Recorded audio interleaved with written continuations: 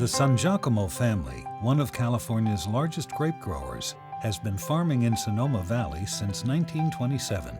But the family's agricultural roots began over 100 years ago in Italy, where Vittorio and Maria Sangiacomo were born in small villages outside of Genoa. Vittorio was from a large family, the eldest of 11 children. Vittorio's father came over around the turn of the century and dove into the workforce. He went back to get his family, and his wife didn't want to come. So my grandfather died, but he told my dad, you know, get to America there, it's a great area. Vittorio took his father's words to heart, and in 1913 he borrowed $200 from his mother and set sail for America, leaving her behind. He was just 17 years old. Maria, who was 13 years younger than Vittorio, was still a young girl growing up in a rural village near Genoa.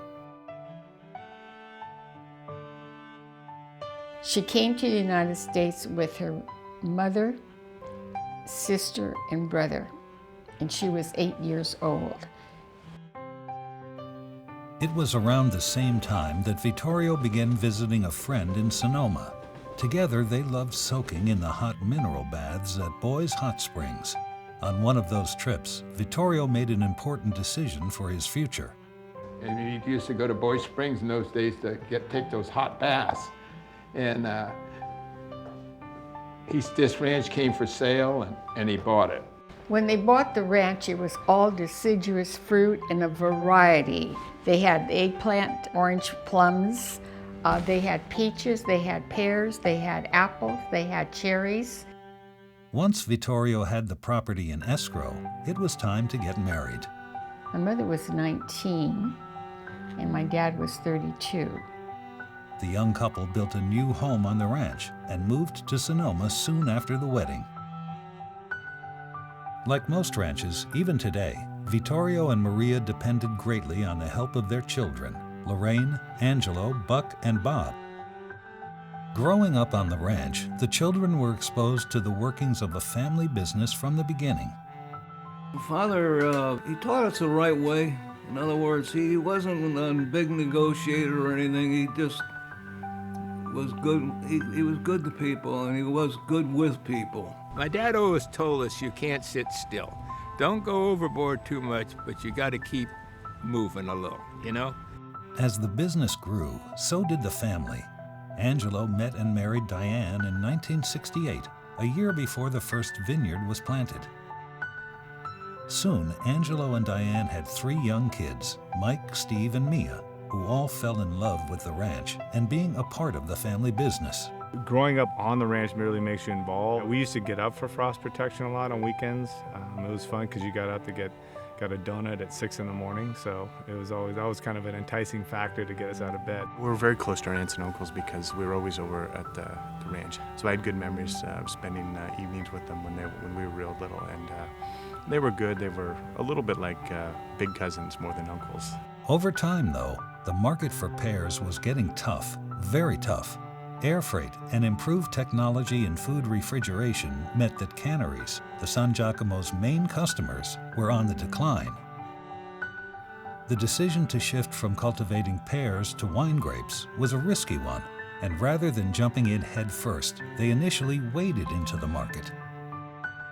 We actually planted 200 acres before we pulled any pears. The first vineyard, named Green Acres, was planted in 1969. Saw that the vineyard industry was coming on stronger and stronger.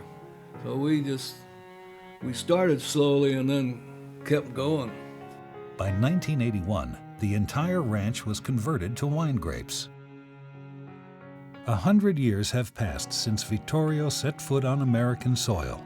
Now the third generation, Mike, Steve, and Mia, is farming over 1,700 acres of vineyards.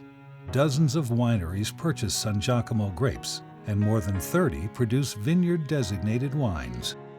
But everybody understands that this is a long-term thing, and to be successful long-term, you have to have a long-term outlook.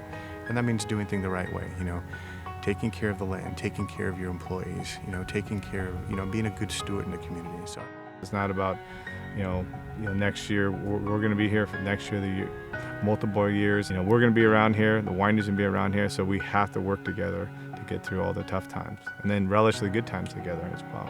I just think that we just stuck to hard work and good principles, and I think that's how we've got to where we're at. If the business never changed, we wouldn't be here. It's got to change. One of my strongest memories is when my grandma was dying. And I just remember she said, just don't ever be jealous of each other. Well, we didn't have vice presidents. We didn't have all that. Everybody was boss, and somehow when a work was going on and when something had to be done, the person that should do it automatically got there. I give my grandparents great credit for immigrating from Italy, this country. That's a huge risk, and then being able to work their way into owning their own ranch. And then I give my dad and my uncles and my aunt credit. I mean, they were in a position where they had a successful orchard going. It was going backwards. It was struggling, and they had the vision to see that, hey, this wine industry is going to be a real player in California. There's real opportunity. So they remortgaged the whole ranch, tore out pears, and planted vineyard. And that was a huge risk. So each generation has taken huge risks and been very successful at it. But maybe, in the end, the value of these 100 years is really about being a family and working side by side through good times and bad.